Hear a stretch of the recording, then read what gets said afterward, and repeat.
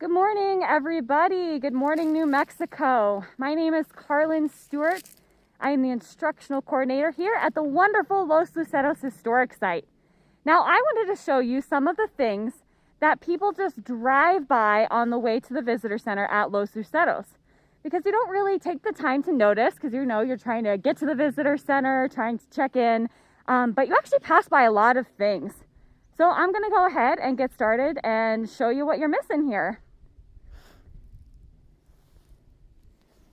So here we are. This is the entryway to Los Luceros Historic Site. Of course, it is winter, so the trees are a bit barren, but there is our front gate in the distance. And as you drive through the site on the way to the Visitor Center, you pass by some of the most incredible large cottonwood trees on the property. So you can see these guys are massive, massive trees. Now, one special thing about these cottonwood trees is that they are almost 250 years old. And you can tell by their size. And the thing about cottonwood trees is they're not very old trees. They don't live to be, hundreds and hundreds or thousands of years old. 250 is about the end of their lifetime. And so, we have a crew working on the trees here, which are doing a fantastic job. And they let us know, with these guys, there's not really much you can do to prevent them going down or dying, because it is just the end of their lifetime.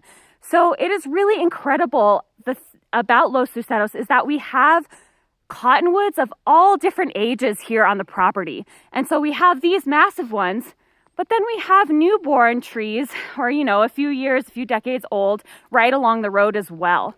So we had a visitor come in last week and ask, are we planning on replacing the big trees with small ones? And the truth is we already have done that. So along this road, you can see all of these little trees here are little baby cottonwoods. And so eventually, they will be as big and massive and incredible as these ones. And again, they're not as pretty in the winter. They don't have their leaves, but they're still just overwhelmingly just powerful. And, cottonwoods are so important in New Mexico because they indicate a source of water, right? People would be exploring through the desert and they would see the cottonwoods and know that water was nearby. So that leads us to the next thing along our walk. When you get to Los Luceros, you guys cross over this bridge here.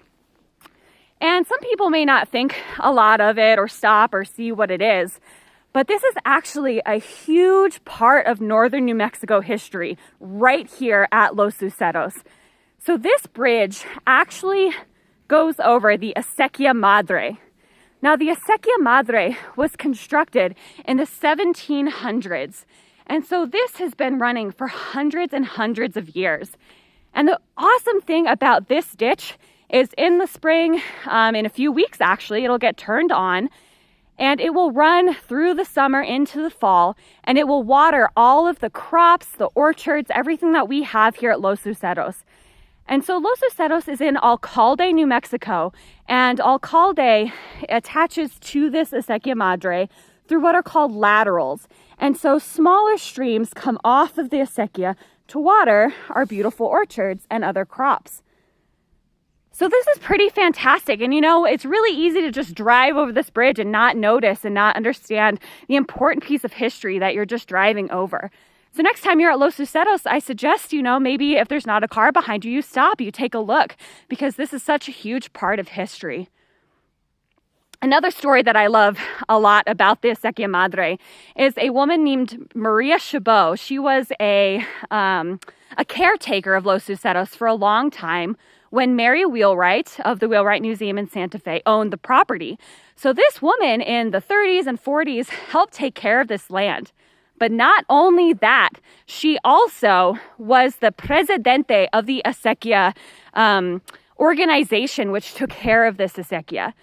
When water rushes down this area and floods it and fills it, there's a lot of stuff that can pile up. There's sediment, there's tree debris. And so you always have to be maintaining it.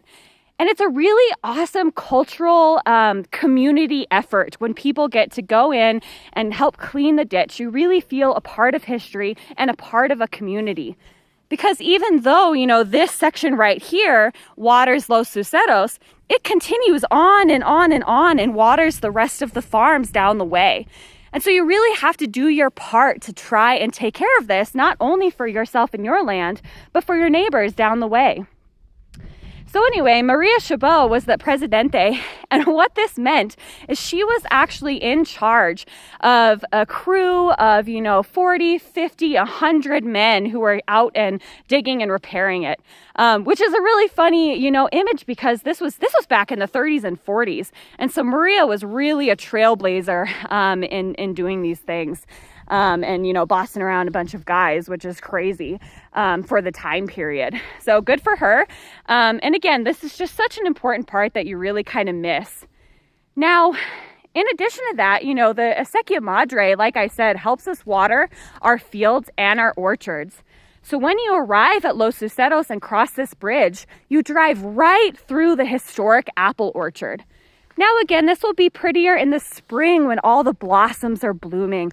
One of our volunteers, Kathy, describes it as walking through a Van Gogh painting, because all of the blossoms are just bright white, and the crabapple trees are bright pink, and it is a spectacular sight. So I highly recommend coming, and of course we'll let you guys know when the blossoms are blooming and you can come and see it. But these orchards are a really important part of the history here too. And for hundreds of years, this place has been known for apples, for apple orchards. And we have a lot of videos and stuff if you want to learn more about the apples, but it is an important part of our fall harvest, right? So many of you guys come out in the fall to pick apples and take them home and make all kinds of recipes. So, these orchards connect us to the past, but also the present and the memories that we get to make here at Los Luceros. And so we have 3 different types of apples here. And of course, I'm probably going to forget them as I'm doing this live video. But I know we have red delicious apples, yellow delicious apples, and one variety that is more, is better for baking. And so that's pretty neat. And actually this week, we have contractors out that are going to start pruning our apple trees. And luckily for us as employees, we get to kind of sit in and listen on how they do that. Because apple trees, they require a lot of love, water, maintenance, shade, all that kinds of stuff. So we want to make sure we're taking good care of our apples. But that's basically it. I just wanted to show you guys some of the things that people miss as they're driving to the visitor center. This is our main road, and it goes all the way down and loops around to our visitor center. And so people don't really get a chance to stop to really experience this unless you get out of your car and walk it. So I hope that you guys enjoyed this little, brief live video of Los Luceros. And I really hope you guys can come out and visit. Again, my name is Carly, and thank you so much for tuning in. I really appreciate it. If you guys have any questions, you can put them in the comments and I'll go through and answer them. Thank you.